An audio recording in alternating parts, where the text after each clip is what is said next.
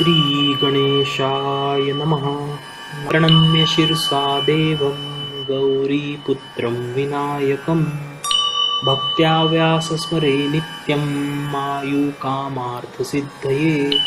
प्रथमं वक्रतुण्डं च एकदन्तं द्वितीयकं तृतीयं कृष्णपिङ्गाक्षं गजवक्त्रं चतुर्थकं लम्बोदरं पञ्चमं च षष्ठं विकटमेव च सप्तमं विघ्नराजेन्द्रं ध्रुववर्णं तथाष्टमं नवं बालचन्द्रं च दशमं तु विनायकम् एकादशं गणपतिं द्वादशं तु गजाननं द्वादशैतानि नामानि त्रिसन्ध्याया पठेन्नर ननच्च विघ्नभयं तस्य सर्वसिद्धिं करो प्रभो।